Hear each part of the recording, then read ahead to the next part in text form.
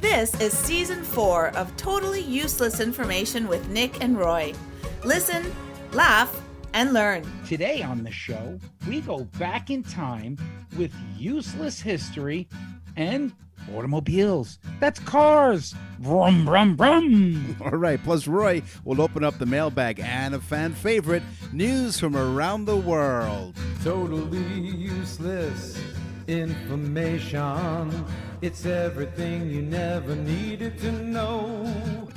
Welcome to episode number 14. Here we go. Happened today is history. What happens tomorrow is history. Yeah. Yeah. Ronald Reagan was a great president, was he not? Oh, yes. Just he had that vice president that... There was a bit of a problem. He acted in numerous films, of course.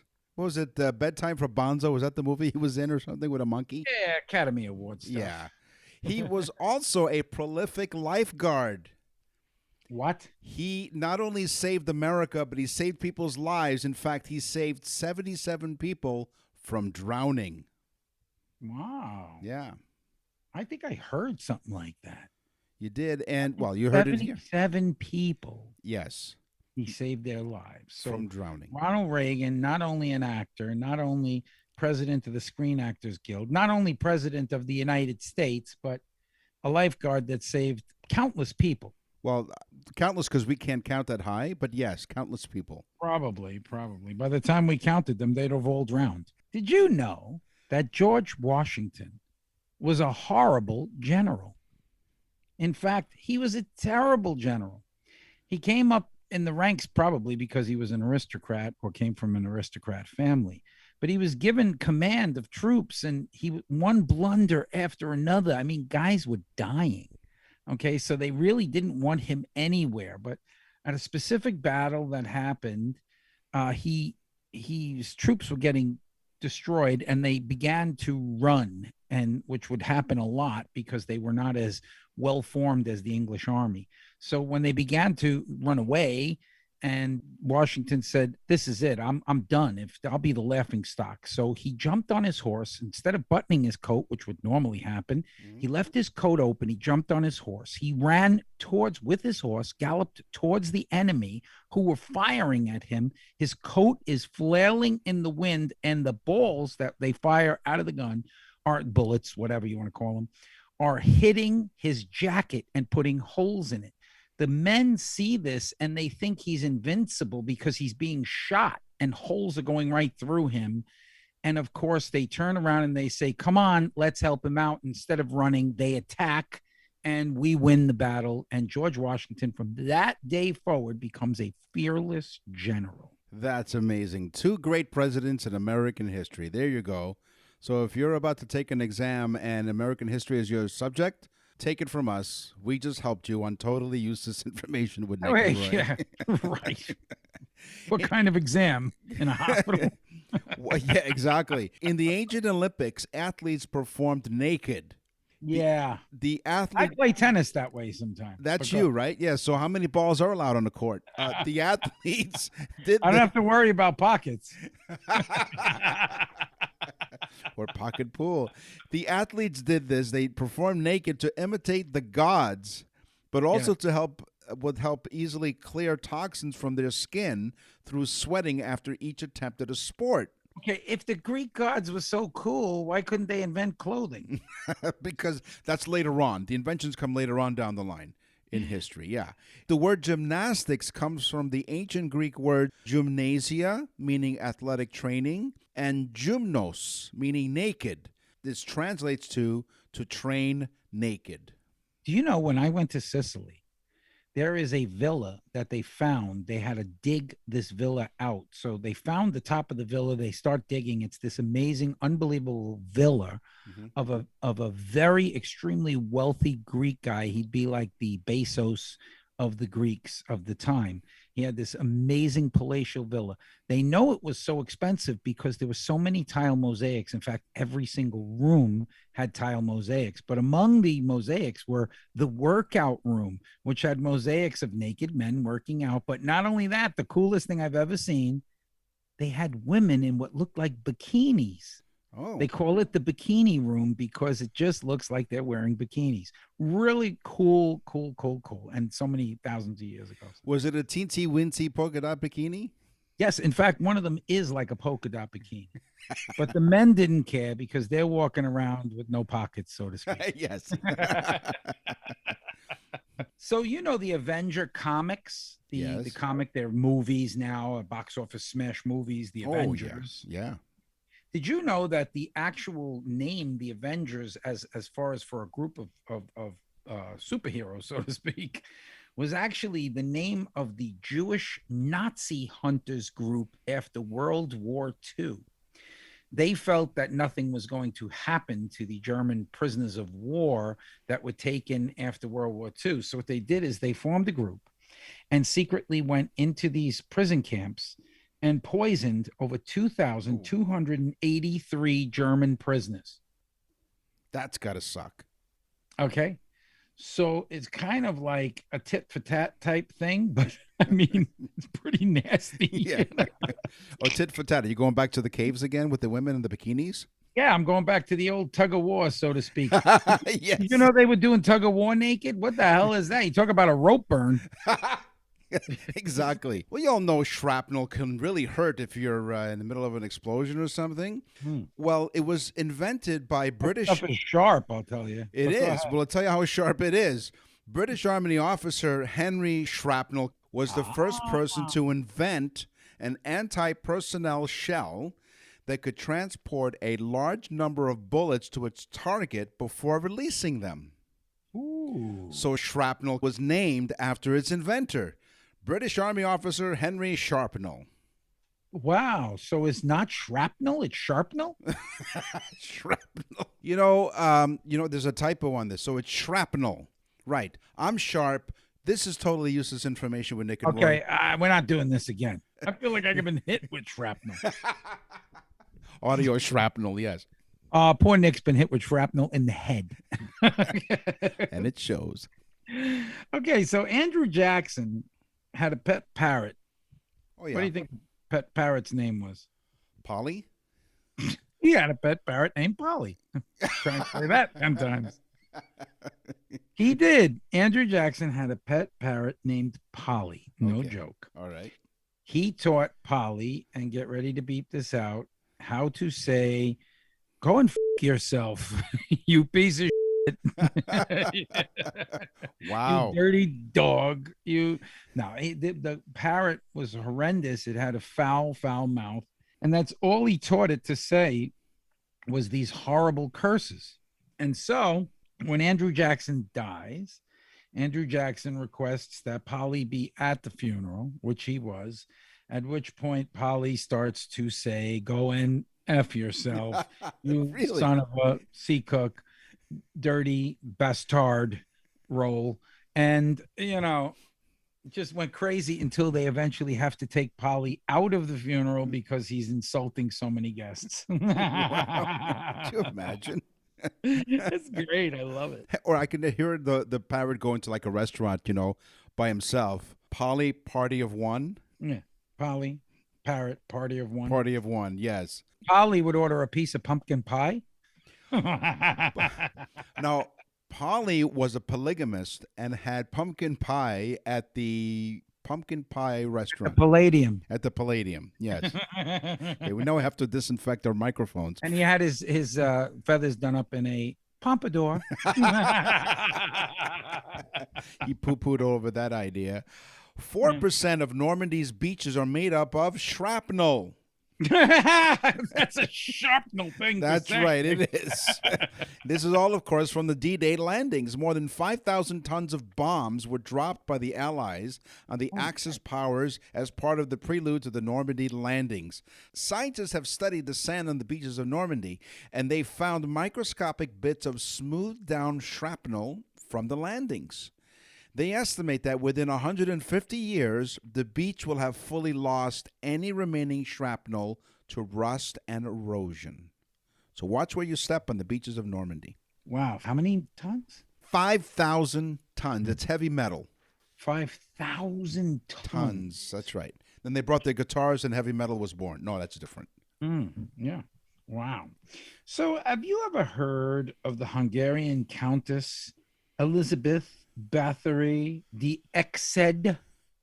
Can't say that I have. I have to be honest. I can't In order say. to be a countess, you need to have like 4 names. So that's what she Yeah, did. count them. Elizabeth Bathory d'Exed was a Hungarian countess from Liechtenstein.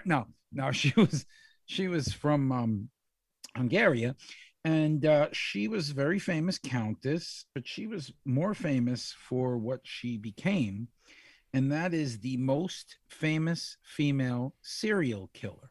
Oh. Get ready for this one. What do you think? Like a serial killer kills how many people? You think it's bad? 100. 100 would be terrible, I think, right? Because Yeah, I mean, you got guys that kill like 12 people, and Yeah, they're like 100 would be serial really killers. bad. Yeah. How many did she kill? She killed and tortured over 650 women. 650? This is true. Look it up, guys. Elizabeth Bathory d'Exed, Hungarian countess. She's sick. You're listening to Totally Useless Information with Nick and Roy. This is totally useless vehicle information with Nick, Meet, and Roy. Vroom, vroom. All they had to do was put a picture of us in front of that lady, and then she came up with that intro. Big bobbleheads in little cars. Yes. You go first on this one. Oh, thank you so much. Oh, Nick. of course. No problem. Vroom, vroom. And now with You more, know- here's Vroom, vroom. You know that I worked for General Motors for a brief period of time. You did.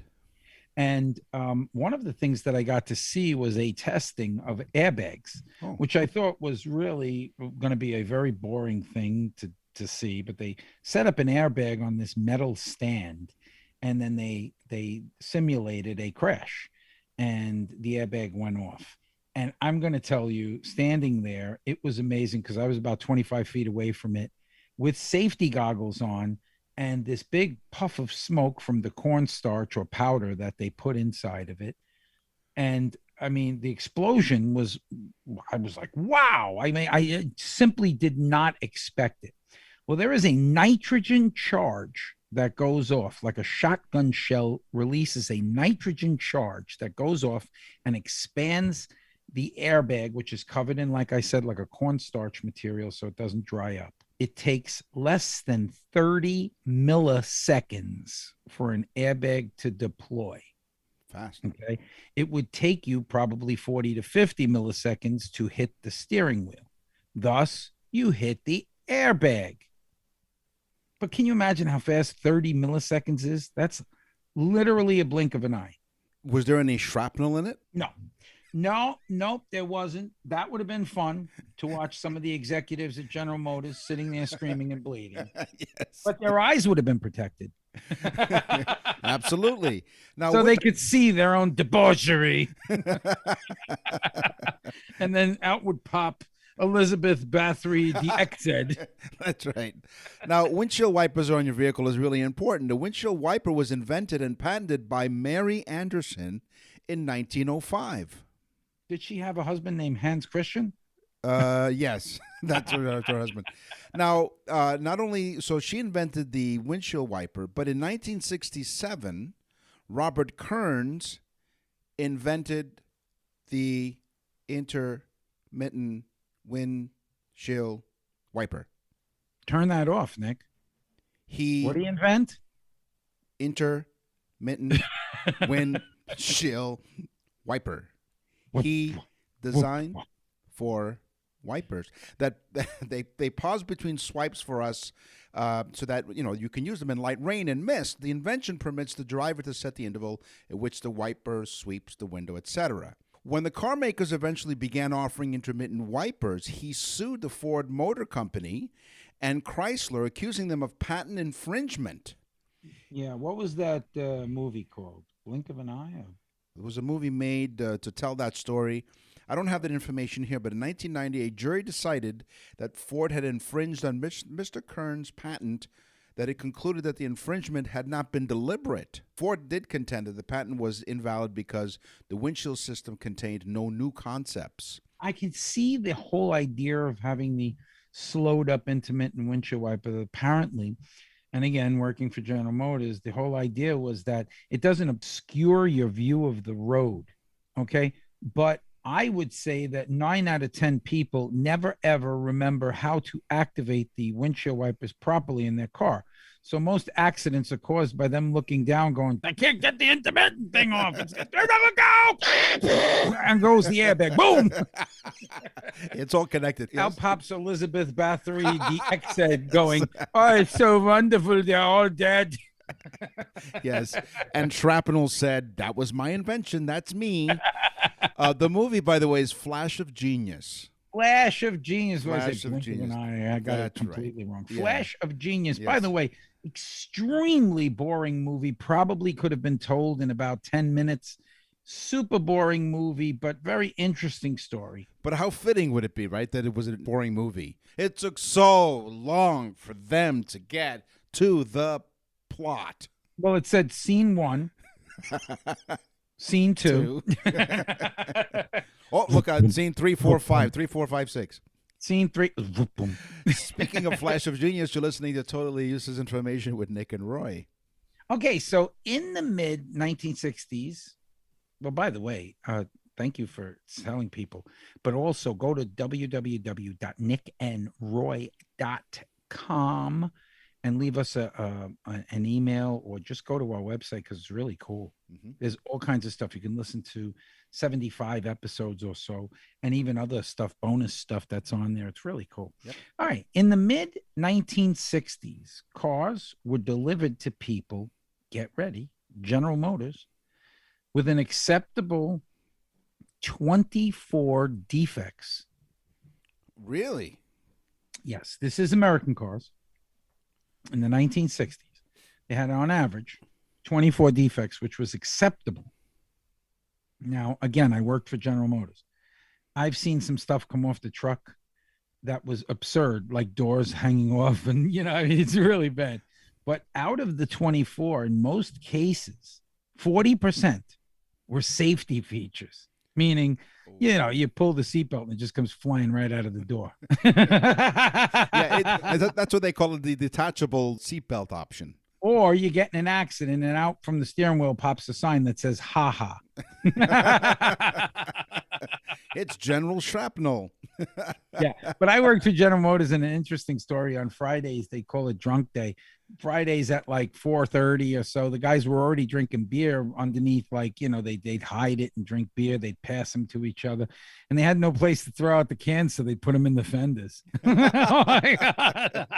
Oh, that's what that rattling sound is. Now you figured it out. There you go. Right. Not only do we talk about cars on Totally Useless Information with Nick and Roy, we also give you solutions on the rattling in your fenders. It's not just us. Oh no. Give me an H. H. Okay. The key and ignition chime for Hondas are 4 tones in succession, which is possibly a reference to the Morse code for the letter H. Here's Morse code for the letter H.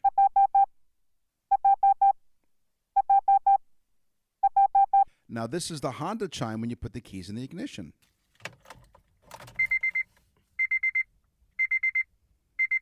That spells... Okay, all right.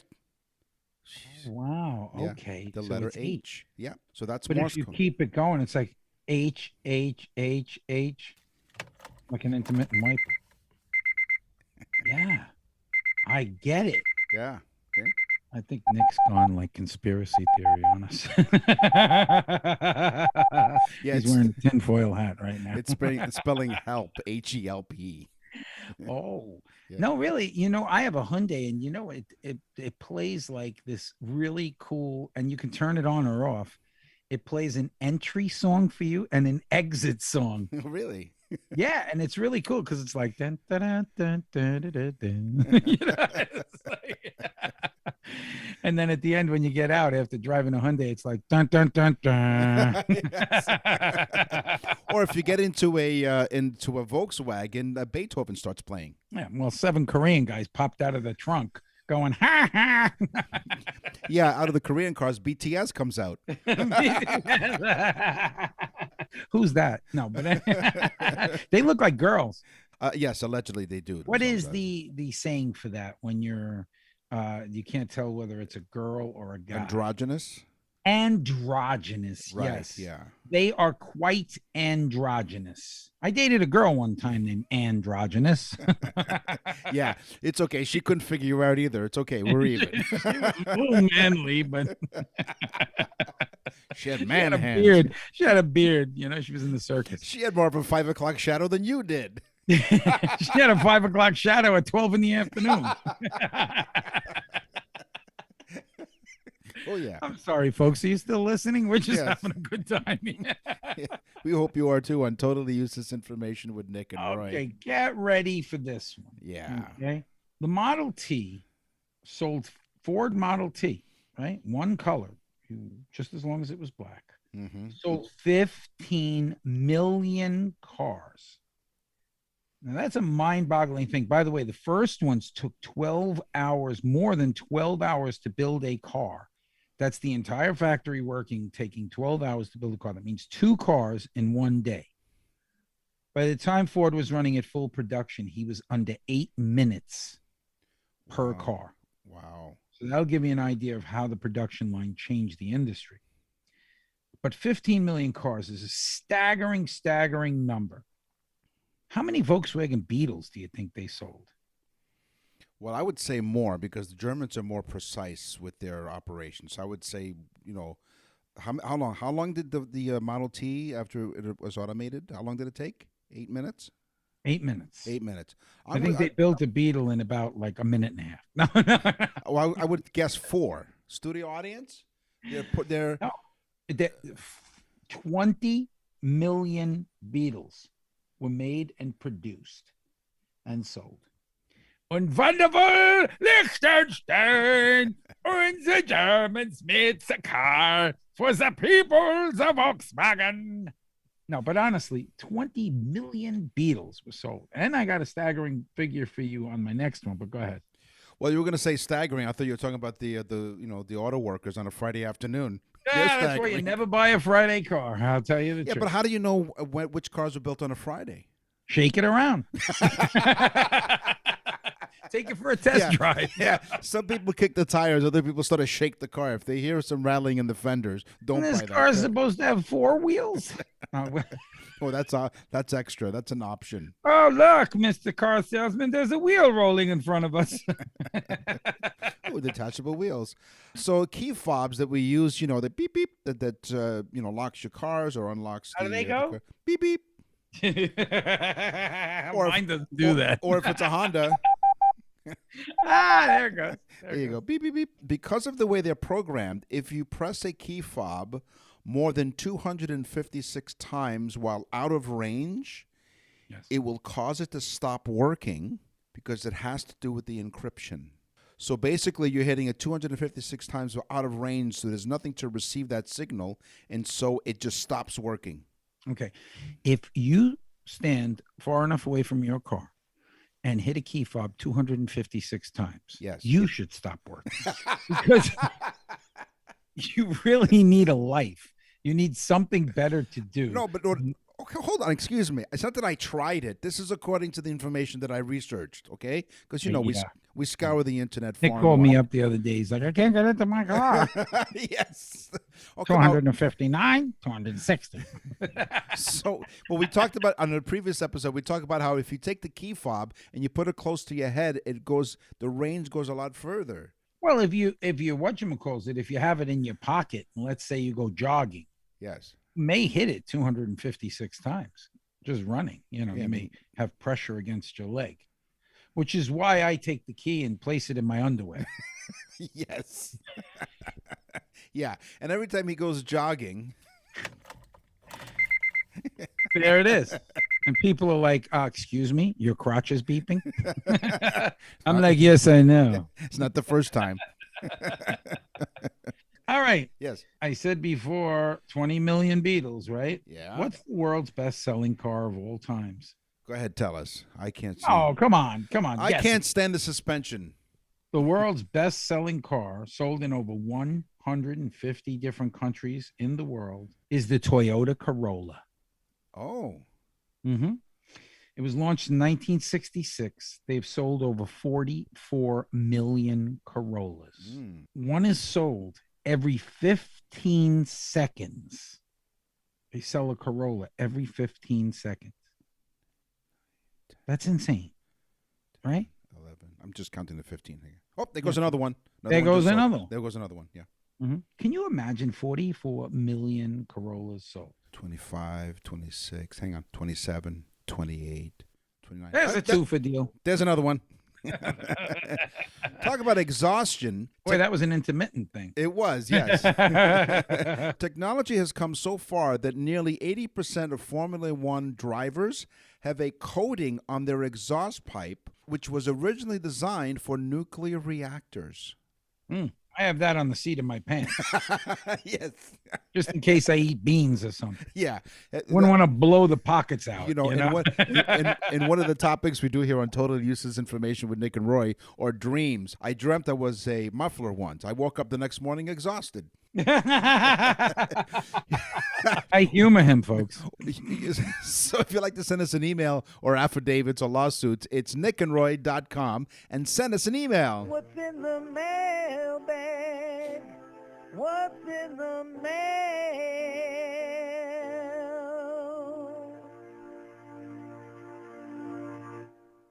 Okay. Martin from Dallas, Texas.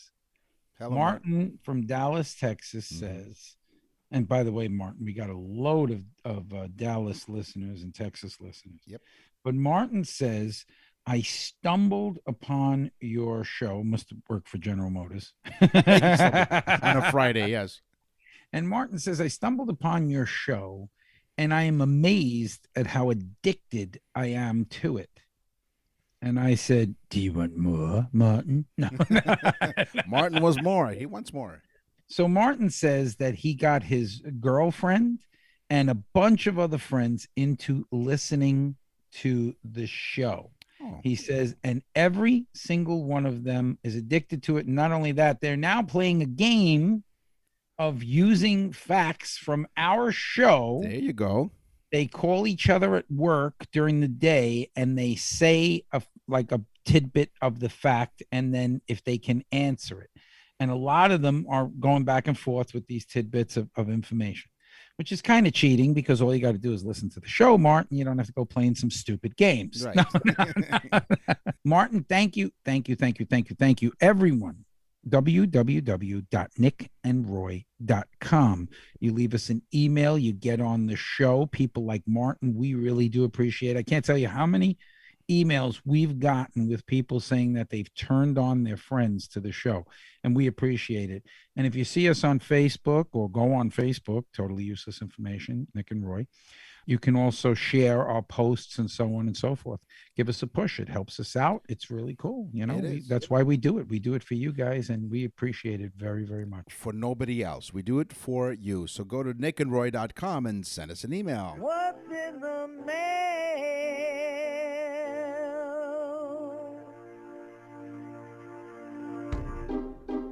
And now for something completely useless.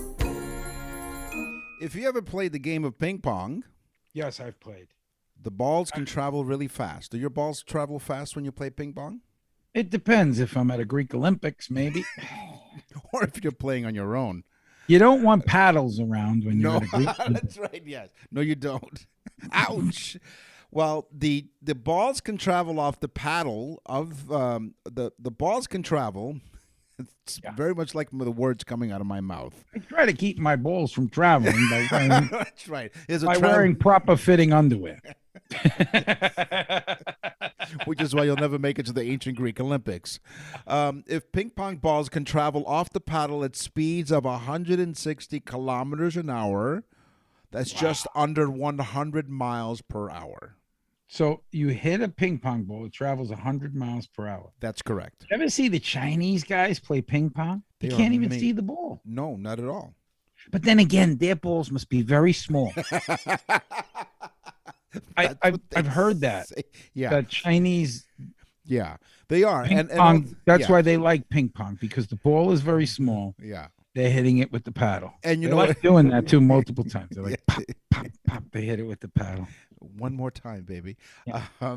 Yeah, and a half hour later, you felt like playing another game. I went for a massage one time at a place, and the woman came out with a paddle, and I got scared. Yeah. Hey, what would you call a pig that goes to one of those massage parlors? What? Pulled pork. All right, so you're listening to Totally That Useless. is disgusting. Totally, yeah. Please make believe you didn't hear that. And if it's Martin is out there, please don't use that as one of your Yeah, fun he'll be facts. listen. He'll be addicted. He'll be addicted to the two jokes between the muffler one and that one. Man, that's gold. Oh my God, these poor people in Texas think that I'm going to Chinese massage parlors and getting beat with paddles and watching balls flying around. That's right. On a Friday afternoon at the General Motors plant. By the way, General Motors are fine cars. They're fabulous cars. Get one today at your The local. Totally Useless Information Show brought to you by General Motors. That brings you 24 defects on a car. Hey, never mind the guy down the block. He's got 28 defects. We have less defects for your car. Visit We got the a special for you. We got a Friday car, comes with a car and a six-pack. Yes, you can work on your abs at the same time. Well, we talked about cars. We insulted many people, and we talked about history. It's time for the news. And now, from around the corner and around the world, this is TUI News. A man in Florida is accused of shooting another man who threw part of a banana at his truck during a road rage incident, according to police. Robert Lewis Shot the guy. Say it one more time. A man is accused of shooting another man who threw part of a banana at his truck during a road rage incident, according to police. Robert Lewis and Peter Sala Jr. allegedly got into an argument while driving down U.S. Highway 19. Following the argument, Sala Jr. reportedly drove past Lewis and threw the banana at the side of Lewis's truck. Did he have two ping pong balls attached to it? Did he have what? That would have been two ping pong balls attached to it. That would have been highly insulting. That's Been right. Like, yeah, Yeah. take this at 100 miles an hour. So Lewis was sitting in his truck, was allegedly armed with a handgun, Oh, shot at Sala Jr. was the banana peeled or was it whole? Was it frozen? I don't know. What I don't understand is it's allegedly armed with a handgun. Well, what did he shoot him with if he shot at him? Maybe the banana. He grabbed the banana and That's pointed right. at that. And a banana split. The bullet, Don't you point that loaded banana at me. so the bullet shattered the right front passenger window. Sala Whoa. Jr. suffered a small, non-life-threatening laceration to his leg. It was not from the bullet, from a piece of glass fragment banana. that struck him. No, not the banana. He had a laceration on the side of his buttocks from the banana. That's right. Laceration on his leg from the broken glass. Now that would piss me off if a guy pulled a banana out of his buttocks and threw it at me. I wouldn't stand for that. I'd shoot him too. Lewis was arrested and is facing charges for shooting this is what he was arrested for. He was charged with shooting a deadly missile into You let me tell you something. I eat beans. I don't even need to throw it. I just be like, Yeah, he was charged with shooting a deadly missile into an occupied vehicle and criminal mischief. is this the guy with the gun or the banana? Which one Lewis. was charged? Lewis, hold on. Guy with the gun, right? Right, that's right. Yeah, that's right, because he shot. They said the guy with the banana was probably charged for releasing deadly shrapnel, banana shrapnel. Yeah, that was the problem. Lewis was arrested, facing charges.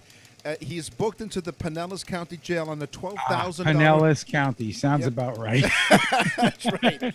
Hello, people who are listening in Florida for the time being. He was held on a $12,000 bond, and according to 12 grand. This is look, folks. Let me explain something to you. Florida is the most great It's the most amazing place in the world. That's where Roy lives, yes. People come here from all over the place. They come here from New York, okay? Right. Our news program is like, oh, welcome to the evening news. Today, a man was arrested for allegedly dropping a bubble gum wrapper on the street.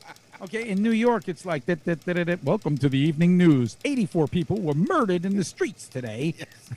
Yes. Fighting Our over. news is ridiculous. Man throws banana. Yes. Right. But according to court document, he's going to appeal it. Of course he's going to appeal it because the judge is going to be like, listen, you're going to jail for 1 month for monkeying around. Now get out of my courtroom and split. You know, don't make me peel off another sentence.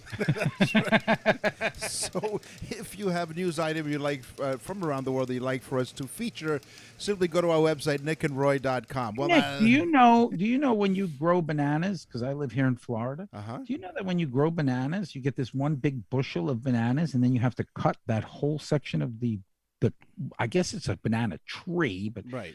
could be a bush, but you know, I mean, it's pretty tall, but you literally have to cut the whole thing down to the ground. And you do. And so if you know how to cut down bananas, let us know. But listen, let me just say something to people too. So please take that as a word of advice. Okay. If you're going to throw a banana at a moving vehicle, just remember that it took an entire plant to grow that banana. The guy shot him for a banana. This stuff happens in Florida. We all have guns. Everybody has guns. Yeah. We give our kids guns to go to like daycare. Yes. Like, did you take your bottle and your binky and your gun? And your 6-shooter. Yeah, and your 6-shooter. Well, unfortunately or fortunately for tell Nick, you can tell Nick doesn't have a gun. He's like the 6-shooter. Yeah. Like he's back in the Wild West. I'm going to hit him with a banana. Listen, listen, that's all the time we have for this episode of Totally Useless Information with Nick and Roy. We will scour the internet far and wide to find more useless information for you guys. So until then, you go to nickandroy.com. Let me say that one more time. nickandroy.com. Leave us, if you hate the show, tell us you hate the show. We're probably going to just hit that garbage pail button, but whatever. Yeah. Tell us you hate the show. We'll come and find you and throw bananas at you.